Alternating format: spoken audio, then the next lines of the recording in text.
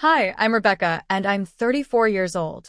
Today, I need to tell you about something that happened in my sister's baby shower that completely changed how I see my family and, honestly, how I see myself. What they did, what they said, it was hurtful enough on its own, but what happened next was even worse in a way. Or maybe it was the catalyst I needed. It's a long story, filled with a lot of pain and confusion, but also, eventually, a sense of freedom. If you've ever felt like the black sheep in your own family, or like you can never quite measure up to their expectations, especially when it comes to your relationship status, then you might just relate to this. Please let me know where you're listening from by dropping a location in the comments below. And if this story resonates with you, if you've ever felt excluded or betrayed by people who are supposed to love you unconditionally, please hit that like button. Also, I'd be incredibly grateful if you'd subscribe to my channel. I share stories like this about navigating toxic relationships and finding your own voice. It really helps me keep sharing these experiences and hopefully helps others feel less alone. Thank you. My sister, Sarah, was getting married and was pregnant with her first child, a girl. She was 28, 6 years younger than me. Sarah had always been the golden child, the one who did everything right in our parents' eyes. She followed the path they'd laid out: good grades, stable career, married young to a man they approved of, and now, starting a family. I, on the other hand, had taken a more circuitous route. I'd pursued a creative field, moved to a different state for a few years, had relationships that didn't last, and at 34, I was single. Not by choice, not exactly, but it was my reality. My parents, particularly my mother, viewed my single status as a personal failure on their part, a reflection of something they must have done wrong in raising me, or worse, proof of some fundamental flaw in my character that made me undesirable. This wasn't new. The subtle jabs, the not-so-subtle questions, the comparisons to married cousins or friends, they had been a constant hum in the background of my adult life. Every family gathering felt like an evaluation. Was I dating anyone? Was he serious? Did he have a good job? When could they expect a ring? And as the years passed, the questions morphed into pitying looks and unsolicited advice. You're not getting any younger, Rebecca. Maybe you're too picky. Have you thought about online dating?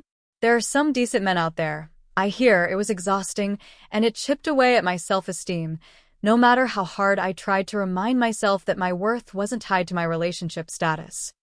The tension escalated when Sarah announced her engagement and pregnancy within months of each other. My mother was over the moon. The wedding planning became an all-consuming event, and the baby shower followed quickly on its heels. I was expected to be involved in everything, to be the supportive older sister, which I genuinely wanted to be. I love Sarah, despite our complicated dynamic. But every planning meeting, every dress fitting, every conversation about the future felt like a spotlight shining on my life, highlighting everything I supposedly lacked. My mother would sigh dramatically when discussing the guest list, wondering aloud if I had anyone appropriate to bring to the wedding, as if my friends weren't appropriate. She once asked, in front of Sarah and our grandmother, if I thought I'd ever have a day like this, a shower, a wedding of my own. It was said with a tone that implied genuine doubt, a polite way of saying she'd given up hope. I usually just smiled and deflected, a defense mechanism I perfected over the years. I told myself they didn't mean to be cruel, that it was just their outdated views, their projection of their own anxieties onto me. But deep down, it stung. It felt like a constant invalidation of my choices, my life, my very being. I had a fulfilling career, close friends, hobbies I loved. I was building a life I was proud of, brick by slow brick. But in their eyes, the most important brick, a partner, a family of my own, was missing, and its absence rendered the whole structure precarious and incomplete. The shower was planned for a Saturday afternoon at a local event hall. My mother had gone all out, decorations, catering, a ridiculous number of games. It was a large gathering, mostly women, a mix of family members, Sarah's friends, my mother's friends. I helped set up, arranging tiny baby outfits and stacking gift boxes. I tried to immerse myself in the festive atmosphere, to focus on Sarah and the impending arrival of her daughter. But the familiar anxiety, the feeling of being observed and judged, settled over me the moment guests began arriving. My Aunt Carol arrived first, a woman known for her sharp tongue disguised as concern. After hugging Sarah, she turned to me, her eyes scanning me up and down. "Rebecca, dear," she said, a sympathetic frown on her face. "You look tired. All this excitement must be a lot for you not having. Well, not having much practice with baby things, I suppose," she paused, letting the implication hang in the air. "Still working hard, are you? Haven't found time for settling down yet?" I forced a smile. "I'm doing well, Aunt Carol. Busy, yes, but happy." "Happy," she repeated, drawing out the word as if it were a foreign concept to someone in my situation. "Well, that's nice." The way she said it made nice sound utterly pathetic. Then came my mother's friends, women I'd known since childhood, who had watched me grow up and seemingly only saw me through the lens of their own married lives. Mrs. Henderson, a sweet-faced woman who always smelled faintly of lavender, took my hand. "Oh, Rebecca," she cooed, squeezing my fingers. "You're such a lovely girl, such a catch. I just don't understand why you haven't found someone. Are you putting yourself out there enough? Maybe you need to be a little less intimidating." Intimidating? Was that it? Was my independence, my success in my career, seen as a barrier? I felt a flush creep up my neck. "I'm not trying to be intimidating, Mrs. Henderson. I'm just living my life." "Living your life," she echoed, her smile not reaching her eyes. "Yes, but isn't life so much fuller when you have someone to share it with? When you have children?"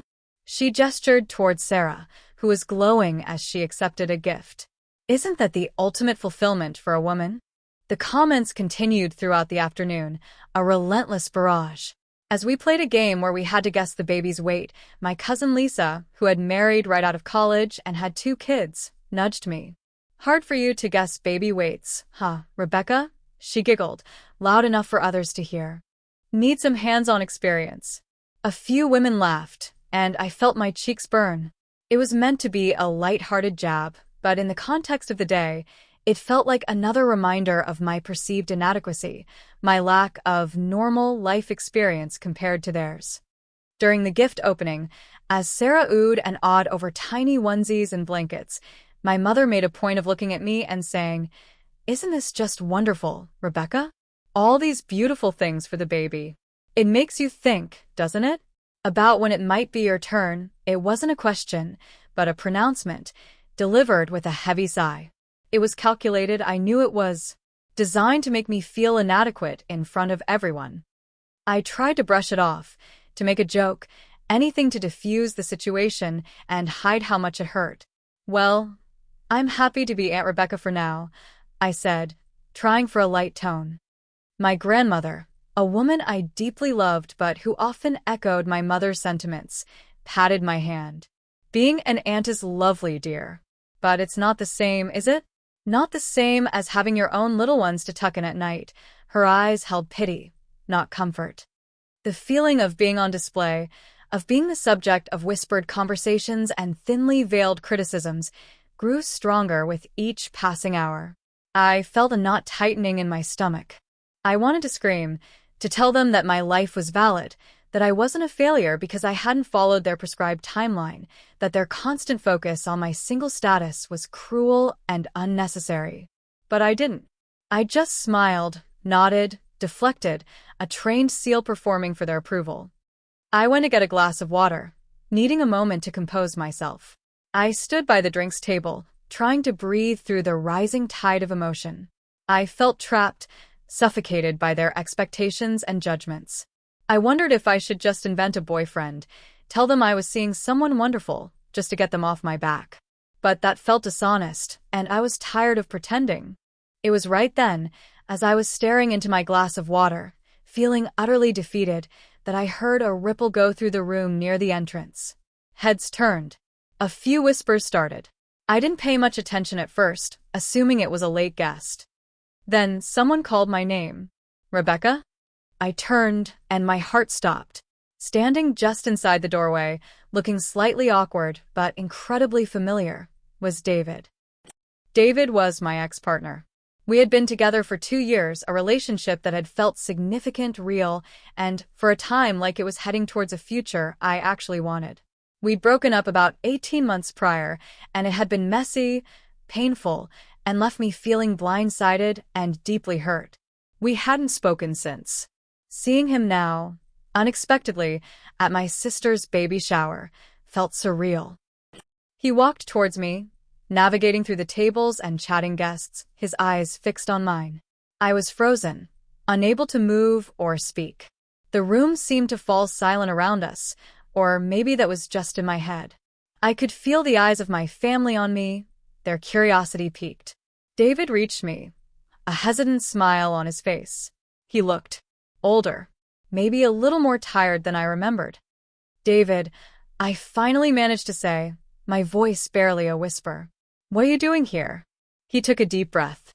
"Rebecca, I know this is completely out of the blue, and probably the worst possible timing." He glanced around the room, taking in the pink decorations and gathered women. I heard about Sarah's shower." My mind raced. How had he heard? Who would have told him? We had no mutual friends in this circle, no connection to my family. He seemed to read my confusion. "Your cousin, Mark. I ran into him a few weeks ago. He mentioned it.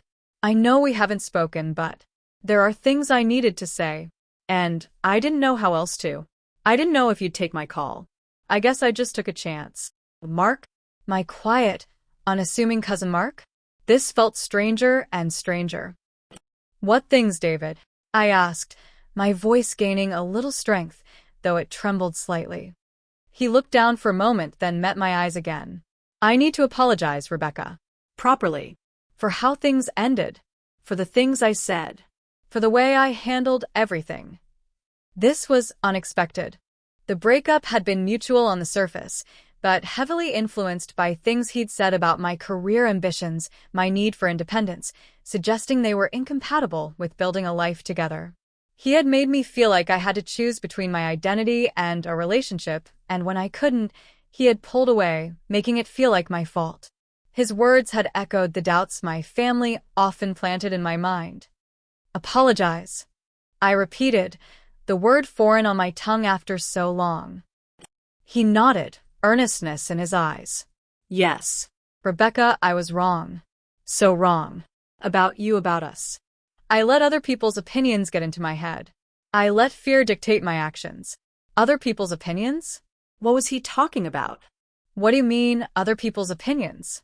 He hesitated, glancing towards my mother and grandmother, who were now staring openly, along with half the room. It's complicated. Can we talk somewhere more private? Just for a few minutes." I was reeling. David here apologizing? Admitting he was wrong? After everything I had been through, the heartbreak, the months of second-guessing myself, internalizing his criticisms and my family's judgments, here he was. And he mentioned other people's opinions. A cold suspicion began to form in my gut. I looked around the room. My family's faces were a mixture of shock, confusion, and something else I couldn't quite place. Maybe annoyance that their carefully orchestrated event was being disrupted? My mother looked furious, her lips pressed into a thin line. Part of me wanted to turn David away, to tell him this wasn't the time or place, which it absolutely wasn't. But another part, a part that had been aching for closure, for validation, for 18 months, couldn't let him go. And his mention of other people's opinions was a hook I couldn't ignore. Could my family, or someone connected to them, have played a role in our breakup? It seemed far-fetched, yet, given their constant interference in my life, not entirely impossible. "Okay," I said, my voice shaky. "There's a small patio outside." I led him towards the back exit, acutely aware of the eyes following us. The moment we stepped outside, the noise of the shower faded, replaced by the chirping of birds and the distant sound of traffic. The air felt cooler, fresher. "Rebecca," David started again, running a hand through his hair. "Thank you for agreeing to talk. I know this is crazy. It's definitely unexpected," I said, leaning against the railing of the patio. "What did you mean about other people's opinions? Who are you talking about?" He looked uncomfortable. Remember when we were talking about moving in together? And your job opportunity in the city? I nodded. That had been a major point of contention. He had wanted me to stay local, suggesting my ambition would make me unavailable or change me in ways he feared. Well, he continued, I was talking about it with someone. Someone I shouldn't have been discussing our relationship with. They painted a picture of your career driving us apart, of you prioritizing work over everything, of you being too independent, too difficult to handle. They said you'd never be happy settling down, that you were too selfish, too focused on yourself, that you weren't the marrying type. My blood ran cold. Who, David? Who told you this? He hesitated again, looking genuinely conflicted. It was your mother, Rebecca. The world tilted slightly.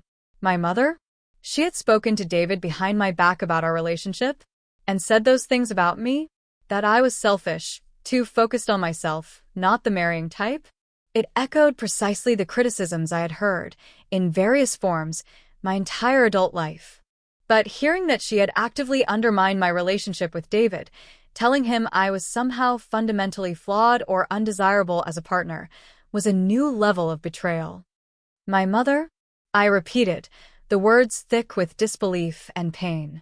You talked to my mother about us? And she said that about me? It wasn't just one conversation, David admitted, his voice low. It started innocently enough. She'd make comments when I saw her. About how you needed someone to ground you, how your career was distracting you from what was really important. Then, when we were serious, she sought me out, called me a couple of times, said she was concerned about you. She told me you had a history of putting relationships second to your ambition, that you were difficult to commit to. She filled my head with doubts, painted a picture of a future where I'd always be competing with your work, where you'd never fully prioritize a family. He looked at me, his eyes full of regret. At the time, I was younger, insecure. Her concerns felt valid, coming from your own mother. And she was very convincing. She made me question everything I thought I knew about you, about us. She played on my fears. When we argued about you moving, her words were in the back of my mind.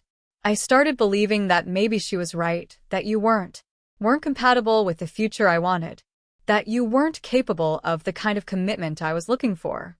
It's why I said those awful things, Rebecca. Why I pulled away. I was scared, and I let her influence me instead of trusting you, instead of trusting us. He reached out, but stopped himself before touching me. I realized later, after the breakup, after thinking about it for months, how manipulative it was. How unfair. And I finally understood that everything she said wasn't about you being genuinely incapable of a loving, committed relationship, but about her own expectations, her own fears, and maybe her not wanting you to leave, or to have a different kind of life than she envisioned for you. I realized I had let her destroy something good because I was too weak to stand up for you, or for us. I am so incredibly sorry, Rebecca, for believing her, for hurting you, for letting go. I couldn't speak. It was like a missing piece of a puzzle had just slammed into place, a horrible, painful piece. Their constant criticism, the subtle undermining, the way they always highlighted my single status as a flaw, it wasn't just casual judgment. It was a deep-seated need to control my life, to keep me on a path they approved of. And they had been willing to interfere in my relationships to achieve that, even actively poisoning them. My mother had gone behind my back, contacted the man I loved, and told him lies or twisted truths about my character and my ability to be a partner. It was calculated. It was cruel. It was a profound betrayal. All the pain, all the humiliation I had felt inside that hall, intensified tenfold. It wasn't just about the mockery at the shower. That was just the latest symptom of a much deeper, much sicker dynamic. They didn't just disapprove of my life. They actively worked to sabotage it if it didn't fit their mold. Tears welled in my eyes, hot and angry. It wasn't just sadness. It was righteous fury. Years of feeling like I was less than, years of questioning myself, years of heartbreak. A significant part of it, the part with David, had been orchestrated, or at least heavily influenced, by my own mother. You talked to her? I finally choked out, the accusation heavy in my voice. Yes, David said, his face etched with remorse. And it was wrong. On both our parts. Her for doing it, me for listening. I should have come to you, asked you, trusted you. But I was afraid. And she was very good at making me doubt. I turned away from him, looking out at the empty patio, trying to process the magnitude of what I had just learned. My own mother, the woman who was supposed to love and support me unconditionally, had actively tried to ruin my relationship, a relationship I had been so hopeful about. And she had succeeded. And the irony wasn't lost on me. The very people who constantly lamented my single status had potentially played a role in creating and maintaining it. They criticized me for being alone, while simultaneously undermining my attempts to find a partner who saw and valued me for who I truly was. I took a shaky breath. The humiliation I had felt inside the shower suddenly felt less important than the white-hot rage building inside me. This wasn't just about a few mean comments.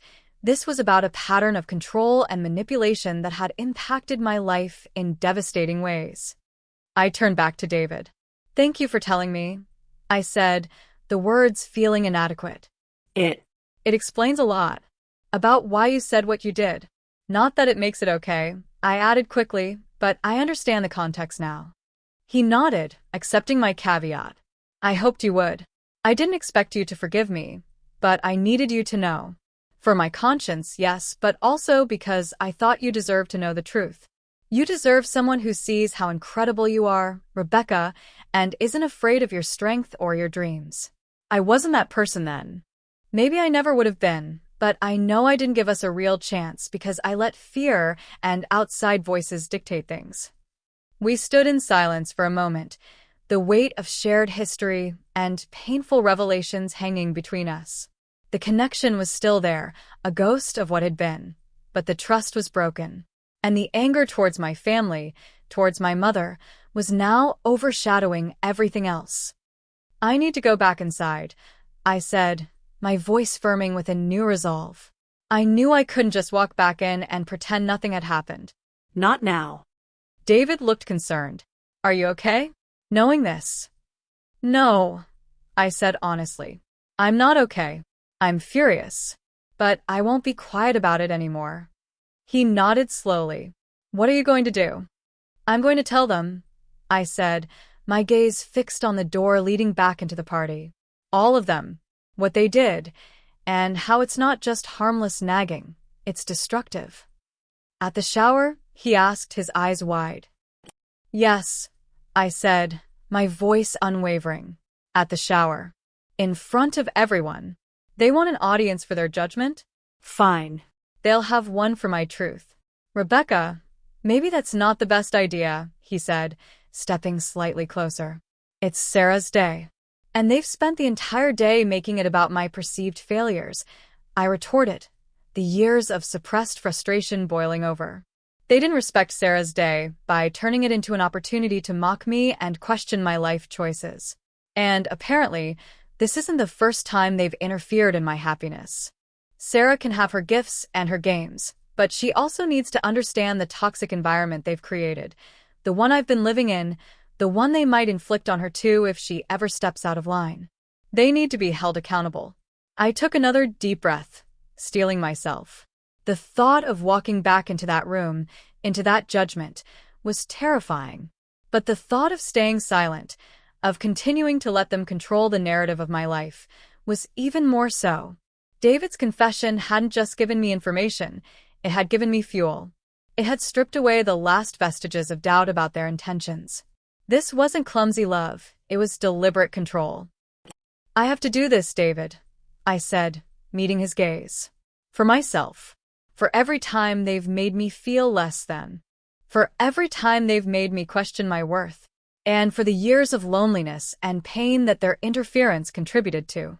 He looked at me for a long moment, a mixture of awe and apprehension on his face. Okay, he finally said. Do you want me to stay? Or go? I considered it. His presence had been the catalyst, but the confrontation was mine to own. Having him there might make it feel like I needed backup, or worse, like I was using him to make a point. This needed to be about me, my feelings, my boundaries. You can go, David, I said softly. Thank you, though. Truly. For coming here, for telling me. It took courage. He gave a small, sad smile. Not as much courage as you're about to show. I wish you well, Rebecca. He turned and walked back towards the entrance, disappearing inside. I stood there for another minute, gathering my thoughts, letting the anger solidify into determination. I wasn't just hurt anymore. I was resolute. I wasn't the pathetic single woman they pitted. I was a woman who had been wronged, and I deserved to speak my truth. I pushed open the door and walked back into the event hall. The noise level returned, a cacophony of laughter and chatter. Everyone seemed to be back to celebrating Sarah, opening presents, playing games.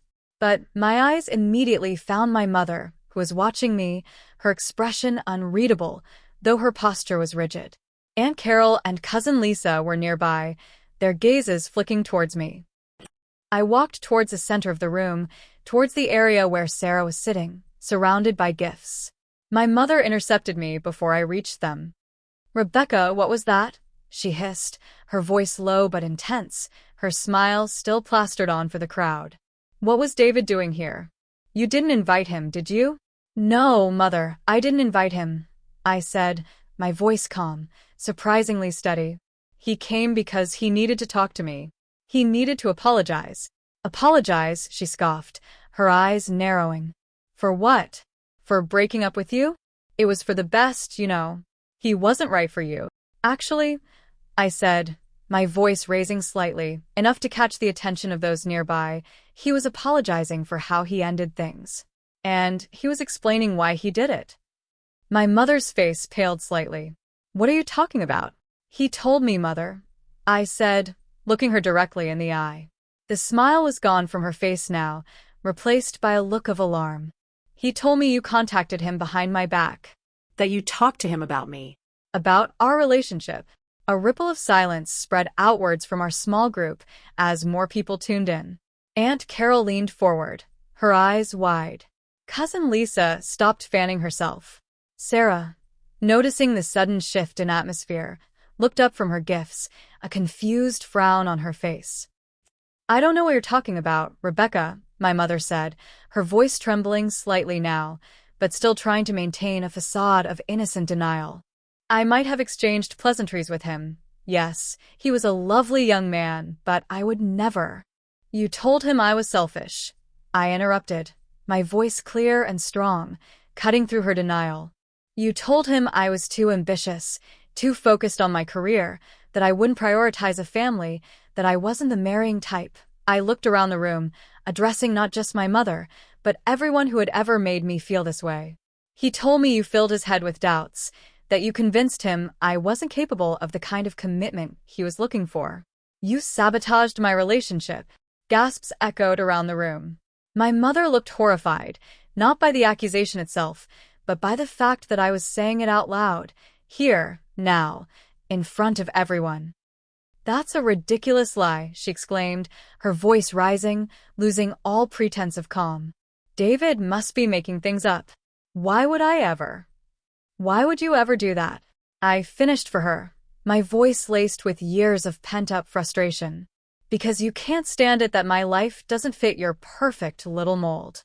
Because I didn't get married at 22 and start popping out babies. Because I dared to have a career I loved and dreams that went beyond finding a husband. You've spent years criticizing me, judging me, making me feel like I'm less than because I'm not on the timeline you dictated." My voice was shaking now, not with fear, but with the force of the emotions I had kept bottled up for so long. Tears were streaming down my face, but I didn't care. "Today," I continued, gesturing around the room, "this whole shower has been another opportunity for it, hasn't it? Aunt Carol, asking if I had enough practice with baby things. Mrs. Henderson, asking why I haven't found someone, suggesting I'm too intimidating. Cousin Lisa, making jokes about me needing hands-on experience. And you, Mother, sighing about when it would be my turn, right after telling David I wasn't even the marrying type years ago."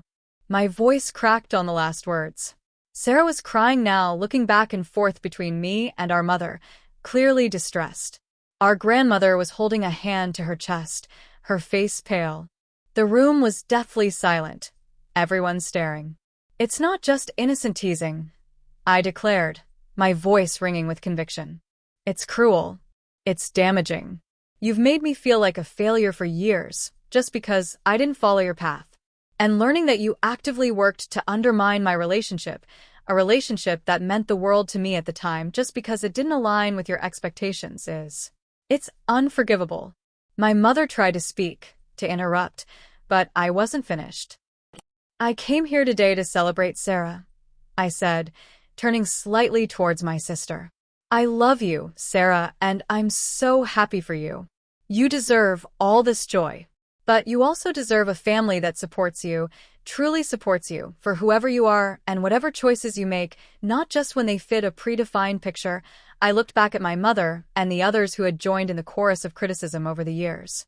"This stops now. I will not be your punching bag anymore.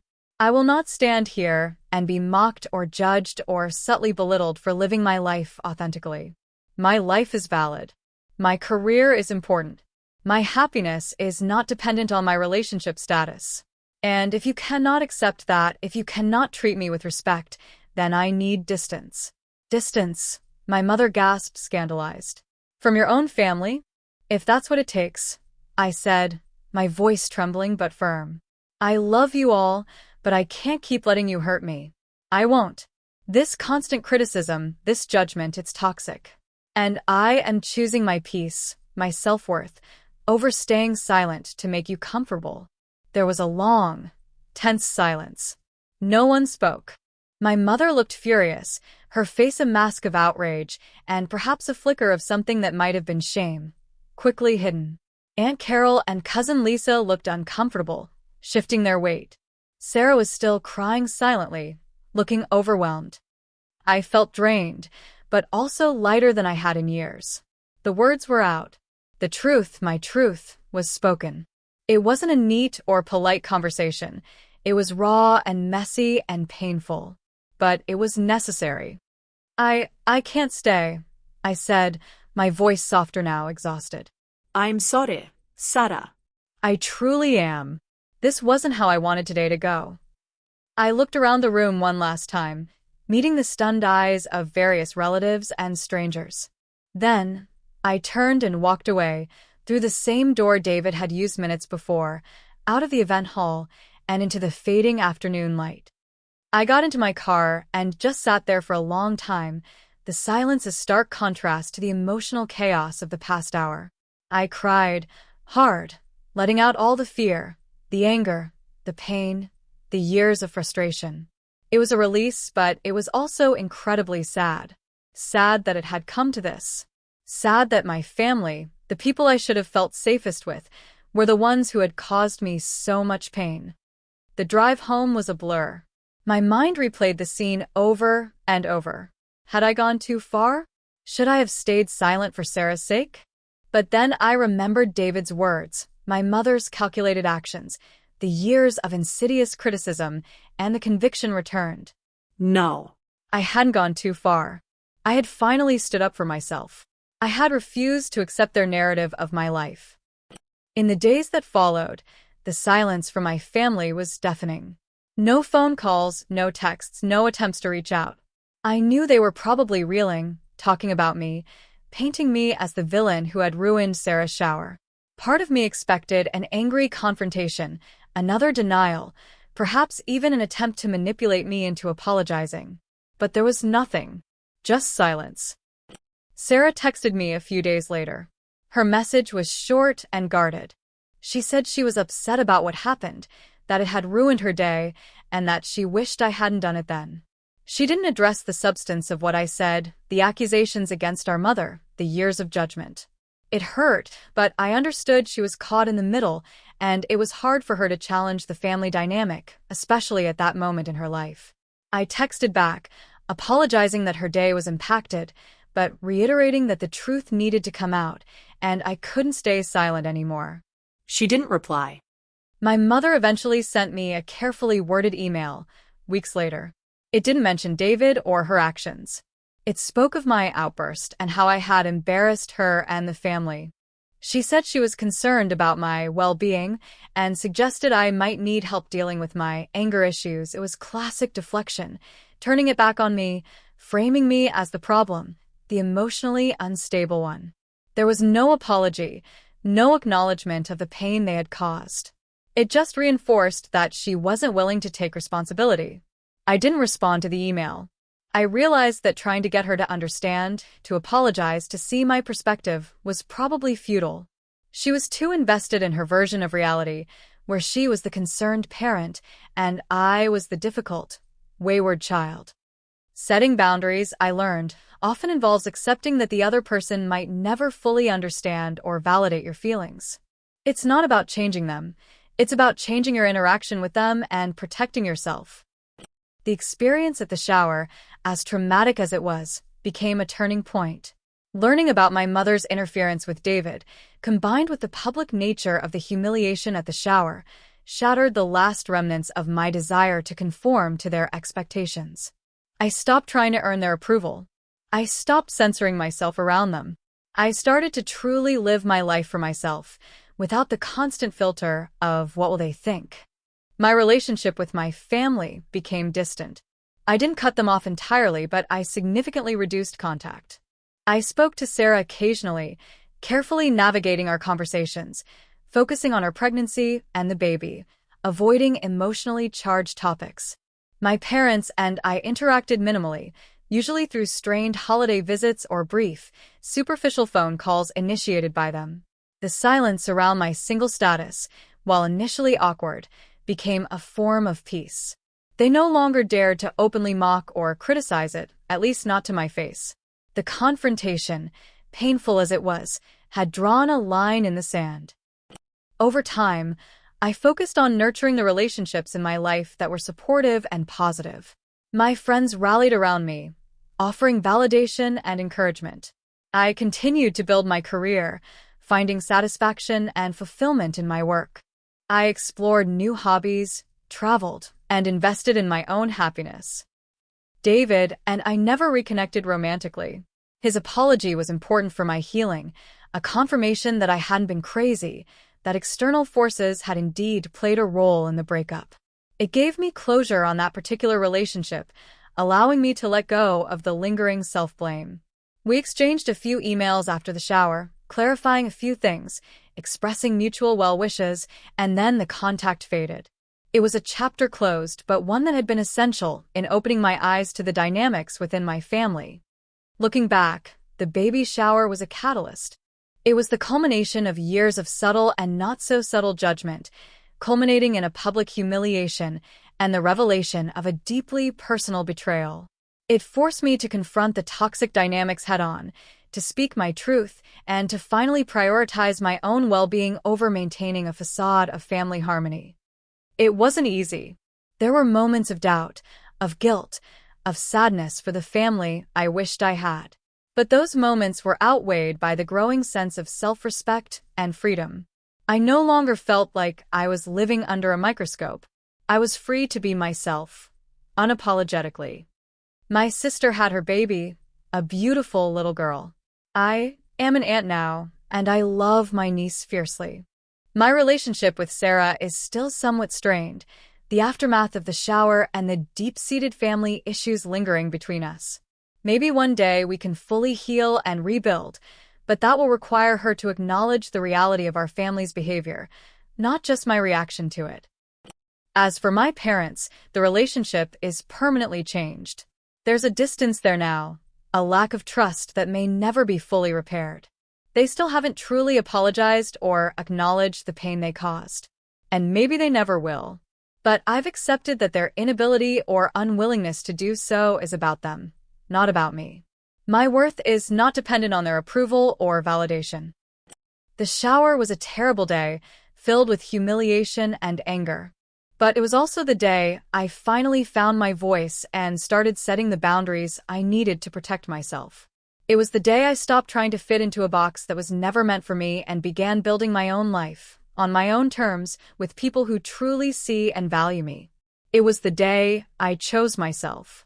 Thank you for listening to my story. It was difficult to relive some of those moments, but I believe in the power of sharing our experiences, especially the painful ones. If you've gone through something similar, feeling judged or betrayed by family, please know you are not alone. Your feelings are valid. Your life is valid, regardless of whether it meets someone else's expectations. Finding your voice and setting boundaries can be terrifying, but it is also incredibly empowering. It's okay to protect your peace, even if it means changing the dynamics with people you love. Don't let anyone diminish your worth or make you feel like you need to apologize for being authentically you.